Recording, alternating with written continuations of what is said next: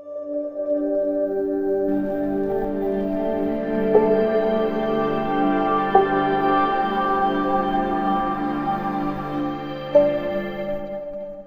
Students, आज मैं thermodynamics में कवर करूंगी new topic spontaneous and non spontaneous processes. Theoretical topic है और बड़े ध्यान से समझने वाला टॉपिक है ये वाला।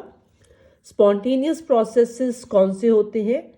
वो प्रोसेसेस जो किसी भी गिवन कंडीशन में अपने आप हो जाए या थोड़ा सा हम उनको पहले स्टार्ट करेंगे, उसके बाद वो प्रोसेस अपने आप हो जाए, ऐसे प्रोसेस को कहते हैं स्पॉन्टेनियस प्रोसेस।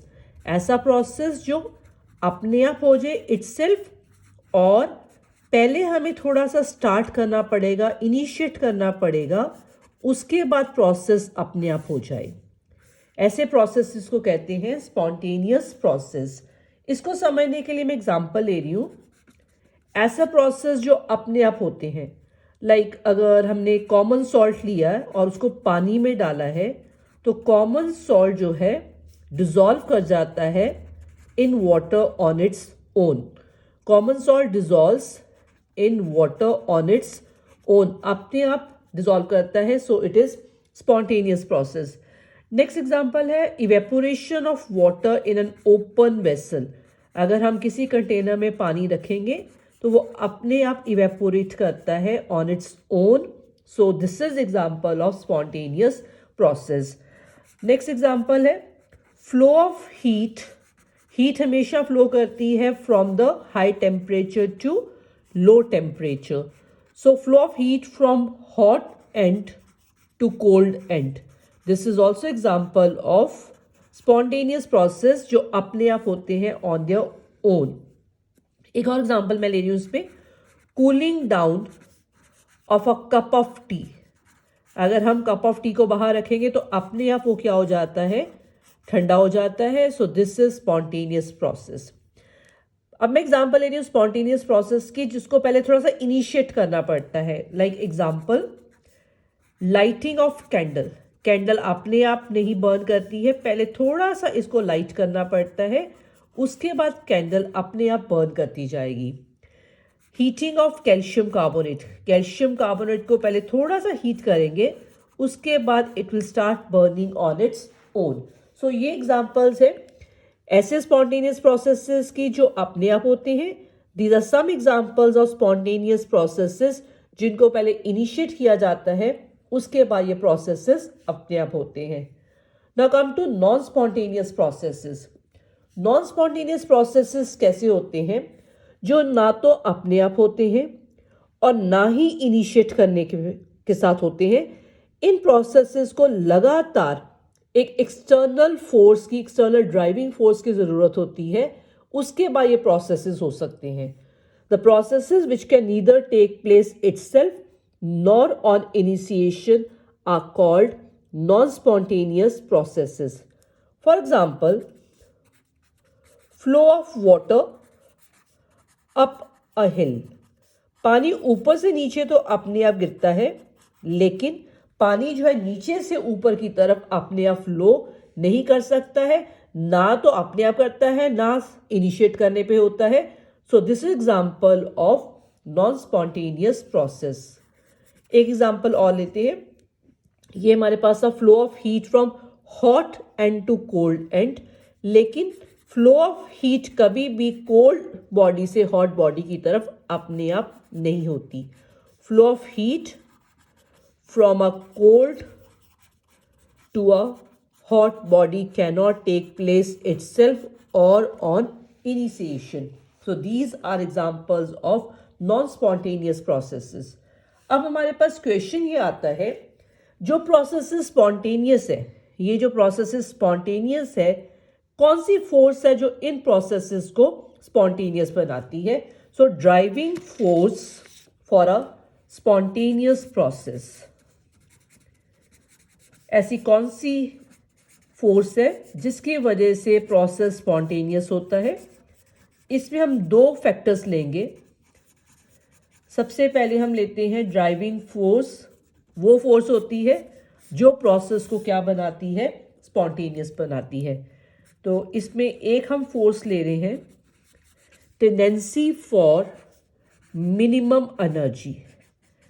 इसका मतलब ये है वो प्रोसेस स्पॉन्टेनियस होगा जिस प्रोसेस में एनर्जी कम हो रही है। जैसे अभी मैंने एग्जांपल की थी कि वाटर हमेशा फ्लो करता है हाइट से नीचे की तरफ, बिकॉज हाई लेवल पे एनर्जी ज़्यादा होती है, लो लेवल पे एनर्जी क्या होती है, कम होती है।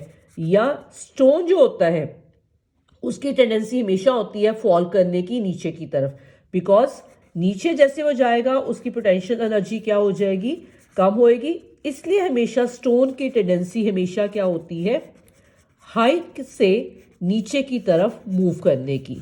A stone lying at a height has a tendency to fall down because it will have a minimum energy, to have minimum potential energy.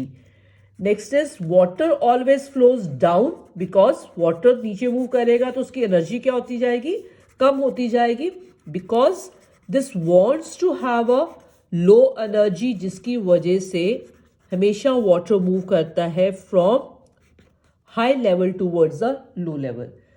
इन दो एग्जाम्पल से एक चीज क्लियर होगी, इन दोनों केसेस में एवोल्यूशन ऑफ हीट है। एवोल्यूशन ऑफ हीट का मतलब एनर्जी क्या हो रही है, कम हो रही है। तो हमारा कंक्लूजन क्या निकला, ये दो processes why they are spontaneous might be delta H negative जो होता है वो प्रोसेस को क्या बनाता है, spontaneous. Spontaneous means feasible, means ये प्रोसेस नेचर में हो रहा है। तो हम ये कह सकते हैं माइट बी, अभी हमने कंक्लूजन पूरा कंप्लीट नहीं किया है, बस ये दो एग्जांपल्स को लेके हम चल रहे हैं कि इनमें क्योंकि एनर्जी कम हो रही है तो might be delta H negative किसी प्रोसेस में हो रहा है, मीन्स जिसमें एनर्जी कम हो रही है वो प्रोसेसेस हमारे क्या होंगे, स्पॉन्टेनियस होंगे। Now we have a limitation to this conclusion. Limitation ये है, first limitation, delta H positive अगर होता है वो रिएक्शंस भी हमारी क्या होती हैं, स्पॉन्टेनियस होती हैं। अकेला delta H negative process spontaneous नहीं है। There are examples where the energy is increasing, still process is spontaneous. Example है, अगर हम वाटर लेते हैं लिक्विड फॉर्म में, उसको हीट करेंगे तो वो किस में जाएगा, गैशियस फॉर्म में। तो इस केस में हमें हीट देनी पड़ी लिक्विड को, तभी जाके वो किस में कन्वर्ट होएगा, गैशियस स्टेट में। So delta H is positive of this process and this process is spontaneous in nature. Second limitation है, there are processes where there is no change in the energy, still the processes are spontaneous. Energy में कोई change नहीं है, delta H is zero, still the process is spontaneous. Example इसकी है esterification reaction. अगर हम carboxylic acid and alcohol को लेके एस्ट्रस बनाएंगे, in these reactions delta H is zero, but these processes they take place in nature. इसका मतलब delta H negative जो होता है, कई बार क्या होता है डेल्टा एच नेगेटिव भी होता है प्रोसेस, लेकिन फिर भी रिएक्शन हमारी जो होती है वो rarely they proceed to completion.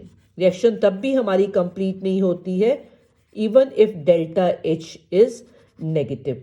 तो अब हमारा कंक्लूजन क्या निकला इन सब एग्जांपल्स को लेके, conclusion is delta H means ये जो एनर्जी फैक्टर हम ले रहे थे जिसको हम डेल्टा एच की फॉर्म में लिख रहे थे, delta H alone can not decide the spontaneity of a process. अकेला हम एनर्जी फैक्टर को लेके डिसाइड नहीं कर सकते हैं कि प्रोसेस हमारा स्पॉन्टेनियस कब होगा। So conclusion is this, if we take only this factor minimum energy, इसका मतलब कोई और फैक्टर भी हो सकता है। Now the next factor that we think of is, हो सकता है कि randomness, maximum randomness can be a factor, tendency for maximum randomness. Randomness का मतलब होता है डिसऑर्डर। हो सकता है प्रोसेसेस अगर रैंडमनेस की तरफ जा रहे हैं, डिसऑर्डर साइड की तरफ जा रहे हैं, तो प्रोसेस हमारा क्या होएगा, स्पॉन्टेनियस। इसके लिए मैं एग्जांपल ले रही हूं ऐसे प्रोसेस की where there is no energy factor involved, delta H is 0, so energy factor has no role. Energy factor has no role in this case. Example is mixing of two gases. Mixing of two gases. लेकिन gases हमने वो लेनी है which do not react chemically. हमारे पास दो gases हैं, one is in this bulb A and another one is B. Non reacting gases है B in another bulb and ये क्लोज है, गैसेस मिक्सअप नहीं हो रही है. लेकिन जैसे हम स्टॉप कॉक को ओपन करते हैं the two gases start mixing into each other. अब नॉन रिएक्टिंग गैसेस है तो energy factor is not involve. So why these gases are mixing into each other? Why the process is spontaneous after opening a stopcock? Because जब ये दो gases mix होंगी तो इस case में रैंडमनेस जो है इंक्रीज करती है. तो ये प्रोसेस इसलिए हुआ बिकॉज इसको क्या चांस मिला, डिसऑर्डर को अपने इंक्रीज करने का चांस मिला, रैंडमनेस को इंक्रीज करने का चांस मिला. That is why this process is spontaneous. तो यहां पे कंक्लूजन हमारा, अगर हम सिर्फ ये फैक्टर को लेते हैं, सेकंड फैक्टर को लेते हैं, तो मैक्सिमम रैंडमनेस जिस केस में होएगी वो प्रोसेस हमारा क्या होएगा, स्पॉन्टेनियस होएगा. This factor explains the spontaneity of an endothermic reaction like evaporation of water. Evaporation of water, water evaporate करता है. We know this process takes place in nature, means this process is spontaneous. ये process spontaneous क्यों है, because इस process में randomness increase होती है जब वाटर लिक्विड स्टेट से किस में जाता है, गैसियस स्टेट पे जाता है. But we have a limitations rather for this criteria also. Limitation में ये आता है कि अकेला रैंडमनेस भी डिसाइड नहीं कर सकता है कि प्रोसेस हमारा स्पॉन्टेनियस होगा अगर रैंडमनेस हमारी क्या हो रही है, इंक्रीज हो रही है. So alone this also can not be a criteria. Like for example, इसके according we can change the liquid water to a gaseous state because when liquid changes to gaseous form randomness increase होती है. लेकिन we can also change the gas to liquid state. हम condensation process भी कर सकते हैं. So when gas changes to liquid, इस case में तो randomness कम हो रही है. Still this process takes place in nature. तो ultimately इस पूरे टॉपिक का कंक्लूजन हम क्या निकालेंगे कि जो स्पॉन्टेनिटी है वो ना अकेले एनर्जी फैक्टर पे डिपेंडेंट है, ना अकेले रैंडमनेस फैक्टर पे डिपेंडेंट है. दोनों factor together they will decide the spontaneity. That is tendency for minimum energy. अगर एनर्जी कम हो रही है तो ये फेवर करेगी प्रोसेस को स्पॉन्टेनियस बनाने में, लेकिन डिसाइड अकेले नहीं कर सकता. Similarly tendency for maximum randomness also will favour करेगा, लेकिन जरूरी नहीं है कि ये प्रोसेस को क्या बनाए, स्पॉन्टेनियस बनाए. तो दोनों factor together only can decide when the process is spontaneous and when the process is non spontaneous in nature. अब इसको समझने के लिए further I am taking, let's take overall tendency. Overall tendency as a driving force for a process. अब इसमें हम दोनों factor लेंगे, energy as well as the randomness. Energy को हम डिनोट करते हैं E से, रैंडमनेस को हम डिनोट करेंगे R से, और ओवरऑल टेंडेंसी ड्राइविंग फोर्स को मैं डिनोट कर रही हूं D से. अब इसमें डिफरेंट केसेस लेते हैं. फर्स्ट केस में लेते हैं, let's take energy, randomness and driving force. energy, randomness and driving force, and third part in this is again energy, randomness, driving force. Let's take this example now. Energy हमारा, जब मैं arrow forward की तरफ लिख रही हूँ, this means energy जो factor है ये फेवर कर रहा है. फेवर मतलब प्रोसेस को स्पॉन्टेनियस बनाने में हेल्प करेगा. और एनर्जी फैक्टर कब हेल्प करता है प्रोसेस को स्पॉन्टेनियस बनाने में? जब प्रोसेस एक्सोथर्मिक हो, जब एनर्जी क्या हो रही हो, कम हो रही हो. रैंडमनेस का मैं एरो में फॉरवर्ड की तरफ लिख रही हूँ, मीन्स ये भी हेल्प कर रहा है प्रोसेस को स्पॉन्टेनियस बनाने में. मीन्स प्रोसेस में रैंडमनेस जो है वो इंक्रीज कर रही है. दोनों फैक्टर हेल्प कर रहे हैं प्रोसेस को स्पॉन्टेनियस बनाने में. तो ड्राइविंग फोर्स भी हमारी फॉरवर्ड साइड की तरफ होएगी. मीन्स प्रोसेस हर हालत में, in every condition the process will be spontaneous. जब दोनों फैक्टर हेल्प कर रहे हैं तो प्रोसेस हमेशा हमारा क्या होएगा? स्पॉन्टेनियस. इस केस में एनर्जी फैक्टर फेवर कर रहा है, means process is exothermic, energy is increasing. लेकिन रैंडमनेस हमारी इसमें कम हो रही है. दिस इज नॉट फेवरिंग, ये एरो बैकवर्ड की तरफ है. यहां एक फैक्टर फेवर कर रहा है, दूसरा फैक्टर फेवर नहीं कर रहा है. लेकिन लेंथ ऑफ एरो देखो, एनर्जी फैक्टर जो फेवर कर रहा है उसकी वैल्यू ज्यादा है, बिकॉज ये एरो की लेंथ क्या है? ज्यादा. तो अगर जो फैक्टर फेवर करता है उसकी वैल्यू दूसरे वाले से ज्यादा होती है, तो इस कंडीशन में भी हमारा प्रोसेस क्या होएगा? Spontaneous, because driving force process को फॉरवर्ड की तरफ लेके जाएगी. It will make the process spontaneous. Now another condition is energy factor is not favouring, randomness is favouring, but जो फेवर कर रहा है उसकी वैल्यू नॉन फेवर वाले से ज्यादा है. तो इस कंडीशन में भी प्रोसेस हमारा क्या होएगा? स्पॉन्टेनियस होएगा. So these are different conditions under which the process will be spontaneous. Now I'm moving on to the second type. In this type, I'm taking again the energy, randomness and the driving force. 3 conditions आएंगी इसमें भी हमारे पास. Now I am taking energy factor not favoring, randomness not favoring. जब दोनों factor ही favour नहीं कर रहे हैं तो ड्राइविंग फोर्स भी हमारी बैकवर्ड प्रोसेस की तरफ जाएगी. मीन्स यहां पे the process will B non spontaneous under all condition. दोनों ही फैक्टर फेवर नहीं कर रहे हैं. Here energy is favouring, randomness is not favouring. जो नहीं फेवर कर रहा है उसकी वैल्यू ज्यादा है, तो ड्राइविंग फोर्स भी पीछे की तरफ आएगी. तो process will B non spontaneous. इसका मतलब है एक इधर से पुल कर रहा है, एक इधर से पुल कर रहा है.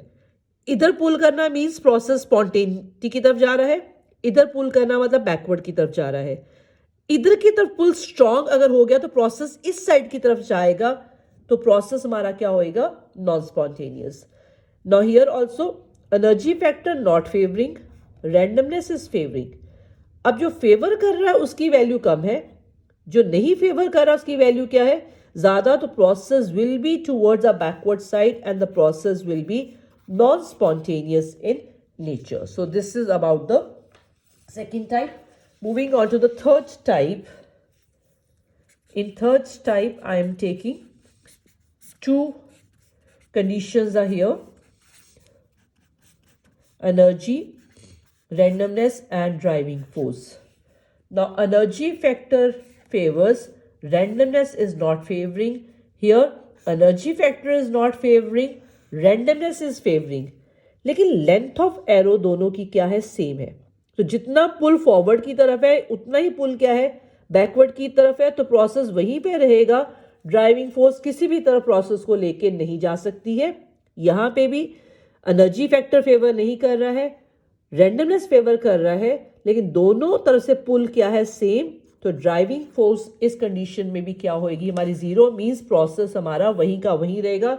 It will not move towards forward side or towards the backward side. So this is a topic for today. When the process will be spontaneous and when the process will be non-spontaneous in nature.